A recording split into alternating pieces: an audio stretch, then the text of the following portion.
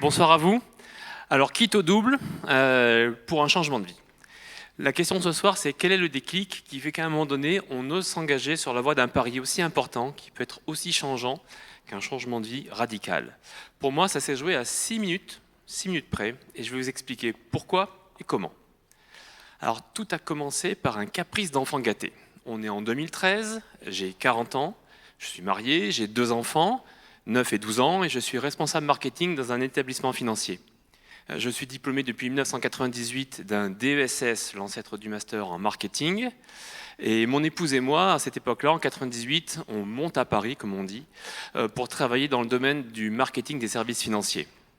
Moi, j'ai commencé comme chef de produit carte bancaire, et puis j'ai évolué progressivement, et je suis devenu, jusqu'en 2013, responsable marketing des produits particuliers pour une banque. Bref, j'ai eu une vie stable, épanouie, tant au niveau familial que professionnel. Il faut vous dire que la crise de la quarantaine, chez moi, ça n'a pas été qu'une petite rumeur populaire, elle a vraiment été forte. Je sais que pour beaucoup de femmes et d'hommes, ce moment-là est l'occasion d'un questionnement, se poser la question de choix de vie, est-ce que oui ou non on va changer. Je ne sais pas si c'est une rumeur urbaine ou si c'est vrai, mais pour moi en tout cas ça a été un petit peu violent. Et ça a commencé par un caprice d'enfant gâté. Comme je vous l'ai dit, j'ai une vie très stable, mais j'ai envie de quelque chose d'un petit peu exotique et je me lance un pari. Je me lance le pari de faire un Ironman, de faire l'Ironman de Nice. Ça fait 4 ans que je fais du triathlon, j'ai cette passion chevillée au corps, mais je veux quelque chose d'un petit peu plus excitant. Et puis comme c'est pas assez excitant, je me le dis, tiens, tant qu'à faire, je vais essayer de faire un très bon classement pour pouvoir me qualifier pour ce qui est le Graal, la Mecque de tout triathlète, c'est d'aller faire l'Ironman d'Hawaï, à Hawaï, comme son nom l'indique. Mais ça, c'est pas accessible à tout le monde. Il faut forcément faire un excellent classement, une très bonne place, et être en gros sur les 2500 participants de l'Ironman de Nice, parmi les 60 premiers. Donc pour leurs 40 ans, certaines personnes décident de s'offrir une belle montre, une voiture, un voyage. Moi, j'ai préféré faire le choix de m'offrir du temps. Je suis donc allé voir mon employeur et j'ai négocié avec lui un congé sabbatique, 3 mois pour pouvoir préparer cette course au mieux et me consacrer à ce rêve. Me voilà d'avril à juin 2013 qui vit la vie d'un sportif professionnel. Alors, c'est très égoïste, mais j'ai vraiment adoré cette période de liberté, d'indépendance où j'ai pu me consacrer à mon rêve et vivre la vie d'un sportif professionnel en étant complètement tourné vers mon objectif. Et puis arrive cette fameuse course. On est en juin 2013, je la réalise et là, c'est la douche froide, je n'atteins pas mon objectif. Alors, j'essaie de me raisonner, ce n'est qu'un loisir, ce n'est qu'un sport, il n'y a pas d'enjeu vital. Et même si c'est puéril, je le reconnais, je vis très mal cet échec, très mal. Et c'est pire encore la semaine suivante, quand je quitte cette sphère de 3 mois d'indépendance pour retrouver le chemin du travail et retrouver la routine du vélo, boulot, dodo. C'est dur. Et dernier petit coup derrière la tête, ma patronne m'appelle et me dit les actionnaires ont décidé que tout le bureau parisien devait déménager pour rationaliser l'espace, on va aller s'installer à Bordeaux. Elle sait pertinemment que ma vie familiale est à Paris et que je n'accepterai pas cette mutation. Donc très gentiment, ma patronne me propose, écoute Cédric, prends quelques temps, j'allège ton poste et cherche un autre job. On est donc début juillet 2013, j'ai plus vraiment envie de bosser et je dois malgré tout me relancer sur le marché du travail pour rechercher un nouveau job avec zéro envie, zéro motivation. Il faut que je vous dise un truc, c'est que depuis que je suis tout petit, je suis un fan de pain. Je suis né et j'ai grandi en Auvergne où j'ai eu la chance que mes parents habitent à côté d'une boulangerie extraordinaire, tenue par un boulanger MOF, meilleur ouvrier de France, Pierre Nury, je lui rends hommage, qui faisait un pain sublime, avec une croûte très épaisse, bien cuite, une mi-bise, alvéolée, au bon goût de levain, et toute mon enfance, j'ai été biberonné à ce pain. Et ça a fait de moi quelqu'un qui adore le pain plus que tout. Même après un bon repas, même après un bon dessert, je finis toujours mon repas par un morceau de pain. Quand je suis arrivé à Paris en 1998 avec mon épouse, je n'ai pas trouvé dans le quartier où on habitait de boulangerie aussi bonne que celle de Pierre Nury, à mon goût en tout cas. Mais il n'empêche que je suis resté un fan de pain qui est clairement mon aliment préféré. Et puis, pendant les années 2000, je n'arriverai pas à dire quand exactement, d'un seul coup, j'ai eu une petite idée. Me dire, si j'avais le savoir-faire artisanal de la fabrication du bon pain, avec mon expérience et mon bagage en marketing, je pourrais monter une bonne boulangerie à Paris, ça serait sympa. Mais vous savez, je suis sûr que vous avez tous ce genre d'idées un peu fugaces, petits fantasmes qui apparaissent d'un seul coup, un truc auquel on pense, mais on n'y prête pas trop conséquence parce que c'est pas sérieux. Voilà, on va pas devenir boulanger quand on est banquier. Mais cette idée revenait, repartait sans cesse. Je dois vous dire que j'y prêtais pas plus d'attention que ça parce que pendant les années 2000, ma carrière et ma rémunération progressaient bien. Et le confort d'un bon salaire, ça vous protège contre les idées un peu stupides. Mais là, quand même, on est début de l'été 2013. Je dois rechercher un nouveau job, j'ai zéro motivation et l'idée revient. Et je me dis, mais est-ce que ça ne serait pas l'occasion, une bonne fois pour toutes, de la creuser? Arrête de procrastiner et creuse, parce que tu aimes te lancer des défis, tu recherches de l'indépendance, visiblement, donc investigue. Et je joue le job, c'est-à-dire que j'écris à quelques boulangers de quartier pour savoir s'ils peuvent m'accueillir, et j'ai la grande chance que l'un d'eux me prenne au sérieux et accepte de m'accueillir en stage de découverte pendant quelques jours début août. Voilà donc début août, en plein cœur de l'été, à me lever à 3 heures du mat et pendant quelques jours à aller vivre la vie d'un boulanger en pétrissant, en nettoyant le fournil, enfin la totale. Et puis je peux échanger avec ce boulanger qui est adorable, qui me donne plein de bons conseils et qui me prend au sérieux. Et puis au terme de ces 3 jours de stage, vraiment éprouvant, je vous le garantis, hein, même pour quelqu'un de sportif comme moi, je suis vachement surpris parce que le lendemain du stage, je me dis « Ah, je crois qu'aujourd'hui je préférerais retourner au fournil que d'aller dans mon bureau de banquier ». Donc c'est à la fois assez excitant parce que le projet commence un petit peu à naître, mais c'est aussi terrifiant parce que sincèrement, je ne vois pas du tout comment je vais faire la transformation de banquier à boulanger et surtout, je ne vois pas quelles sont les motivations qui pourraient me faire abandonner le confort d'un poste de salarié banquier pour aller vers le truc un peu terrifiant de patron boulanger. Je ne vois pas quels sont les critères sur lesquels je pourrais me raccrocher, pour décider au final de sauter le pas ou pas. Donc à ce moment-là, je décide de mettre un peu de rationalité et d'objectivité dans ce choix.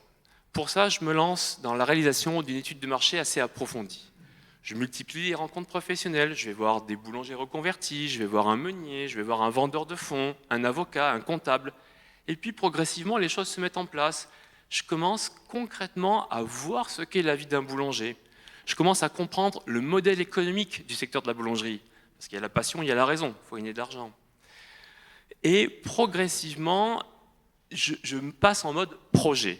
D'ailleurs, je me crée un petit cahier que j'appelle projet boulangerie et je commence à poser des jalons. Si je veux faire ça, il faut qu'à tel moment j'ai fait ceci. Si je veux faire cela, il faut que j'investisse tant de carreaux à tel moment. Et en faisant tout ça, concrètement, dans ma tête, ça commence à se matérialiser et je me rends compte que, ouais, objectivement, au niveau professionnel, cette reconversion pourrait m'épanouir. Je pense que je serais heureux à être boulanger. Mais j'ai quand même une crainte, c'est qu'au niveau familial, je sens que ça peut avoir une implication monstrueuse. 2 cadres dans la banque, que sont mon épouse et moi, on avait une vie très rangée. Quand on est dans la boulangerie, fini les RTT, fini les dimanches entre amis, fini les fêtes de fin d'année avec la famille, tout ça, on travaille. Donc j'en parle beaucoup à mon épouse et j'ai la chance qu'elle me soutienne et qu'elle décide de me suivre dans le projet. On est donc début septembre 2013, j'ai à peu près fini mon étude de marché. Le projet me semble carré et la première étape qui me permettrait de me lancer, c'est d'être admis dans une école de boulangerie qui m'accepterait pour un CAP adulte de reconversion. J'écris donc une lettre de motivation pour l'EBP, l'école de boulangerie et de pâtisserie de Paris, que j'envoie. Et comme je suis quelqu'un d'un peu prudent et que je ne suis pas encore tout à fait sûr de mon choix, je fais quand même le choix de répondre à une annonce pour un poste de responsable marketing chez un opérateur téléphonique, donc ma vie d'avant. C'est bien la preuve qu'à ce moment-là, je n'ai pas encore complètement pris la décision de oui ou non, est-ce que je vais faire le jump final. Et il se trouve que, par une étrange coïncidence, je passe un entretien de recrutement fin septembre, la même semaine à l'EBP pour l'admission en CAP de boulangerie, et chez le chasseur de tête pour le poste de responsable marketing chez l'opérateur téléphonique. Quelques jours se passent, je scrute mon téléphone, j'ai le cœur qui bat en me disant oh là là, qui va me rappeler, où est-ce que je vais être pris? Et puis d'un seul coup, le téléphone sonne. Je décroche, c'est le chasseur de tête qui m'annonce très heureux que son client a retenu mon profil pour le poste de responsable marketing. Je le remercie, je le raccroche, et là c'est la douche froide. Je me rends compte que ce qui est censé être une bonne nouvelle ne m'apporte aucun plaisir. J'ai pas envie de ce poste. Vraiment, c'est pas ce qui m'intéresse. À cet instant précis, je prends conscience que ce dont j'ai envie, ce qui me fait profondément triper, vibrer, c'est de devenir boulanger. Et que ce que j'attendais, c'était le coup de téléphone de l'EBP. Donc je ne vous cache pas que le lendemain, quand l'EBP m'appelle et me dit « Monsieur Arsag, vous êtes pris en CAP boulanger », je suis super heureux. Le projet devient vraiment concret à cet instant-là. Même si ça me paraît encore plein d'étapes et plein de jalons difficiles, je sais que je vais aller dans cette direction. Alors il faut se lancer, donc je décide de voir mon employeur et lui dire « ça y est, je m'en vais ». Par contre, le truc, c'est qu'on va négocier une rupture conventionnelle parce que je vais complètement changer de vie. Alors il hallucine un petit peu, mais il me suit. Et moi, j'ai préféré faire le choix de la rupture conventionnelle plutôt que d'un fonds GESIF parce que je voulais vraiment couper les liens avec le métier d'avant pour ne pas avoir de marche arrière possible. Les étapes s'enchaînent ensuite. Je quitte officiellement la banque en janvier 2014. En février 2014, je rentre à l'EBP pour le CAP adulte. J'y fais quelques mois, j'obtiens mon CAP. À la rentrée de septembre 2014, je rentre à l'école Ferrandi pour un deuxième CAP en pâtisserie, histoire d'avoir vraiment la double compétence. Et puis en 2015, c'est la période des stages professionnels, des petits boulots pour apprendre le métier. Et en parallèle, la recherche d'un fonds de commerce à acquérir. En juin 2015, une étape très importante puisque je signe la promesse de vente d'une jolie boulangerie dans le 13e arrondissement de Paris. Et enfin, le 15 octobre 2015 à 7h, je m'en souviendrai toute ma vie, la boule au ventre, mais très heureux, je lève le rideau métallique de ma propre boulangerie. Alors, bien évidemment, tout n'a pas été tout rose. Franchement, les débuts sont très compliqués, énormément de stress, énormément de pression. C'est difficile. Plein de moments où je me suis remis en cause, plein de moments où je me suis dit « mais qu'est-ce que je fais là ? Mais qu'est-ce que je fais là ? Dans quoi je me suis lancé ?» Mais maintenant, ça fait 10 ans, j'ai beaucoup de recul et je peux vous le dire très sincèrement, je ne regrette absolument pas ce choix. Aujourd'hui, je suis complètement épanoui dans mon métier. J'ai la chance au quotidien de servir des tas de clients à qui on vend des produits plaisir et des produits gourmands. Et la liberté d'esprit et l'indépendance que me confère mon statut de chef d'entreprise valent vraiment tous les tracas, tout le stress et toute la pression et toute la charge mentale qui est associée à ce statut. Je vais vous donner un conseil. Si un jour vous aussi vous vous posez des questions sur un changement de vie professionnelle et que vous ne savez pas comment choisir, essayez vraiment d'être le plus rationnel possible et de répondre à 3 questions avec le plus d'objectivité qui vont vous permettre de voir si oui ou non vous pouvez sauter le pas. La première question, à mon sens, c'est est-ce que objectivement j'ai les épaules pour ce changement de vie ? Est-ce que ce n'est pas une lubie ? Est-ce que ce n'est pas juste parce que j'ai vu une émission de télé ? Est-ce que j'ai fait le job d'aller faire un stage découverte et de voir si oui ou non je pourrais apprécier ce métier ? Et puis votre rapport au stress. Très sincèrement, entre le stress que j'avais en tant que salarié et le stress que j'ai subi ensuite en tant que chef d'entreprise, ce n'est pas à la même échelle. Si votre rapport au stress est fragile, attention. La deuxième question, elle est en lien avec votre environnement familial. Je vous assure que pour la famille, ça secoue beaucoup ce type d'expérience. Donc il faut que vous soyez sûr que votre environnement familial va vous soutenir dans l'aventure. Parce que si vous êtes épanoui, si vous êtes heureux dans votre job, mais que votre famille en pâtit trop, le jeu ne vaut pas la chandelle. Et puis la troisième question, c'est celle de l'argent. L'argent, c'est le nerf de la guerre. Et un changement comme ça, un changement de vie, une reconversion, ça a un impact sur l'argent. Que ce soit votre salaire qui va baisser ou sur les euros que vous devrez investir, il faut que vous soyez honnête avec vous-même. Est-ce que vous avez les fonds pour cette reconversion ? Alors si vous avez un doute sur une des 3 questions, n'y allez pas. L'enjeu est trop important, le risque est trop fort. Et comme le dit l'adage populaire, s'il y a un doute, il n'y a pas de doute. Reculez. Si à contrario, sur les 3 questions, vous êtes sûr de vous, c'est un grand oui à la réponse, alors foncez. Foncez, vous ne le regretterez pas. Par contre, il faut que vous coupiez les liens avec votre métier précédent et que vous vous jetiez à corps et à cri dans votre projet. Vraiment à corps et à cri. Et puis j'ai un dernier petit point.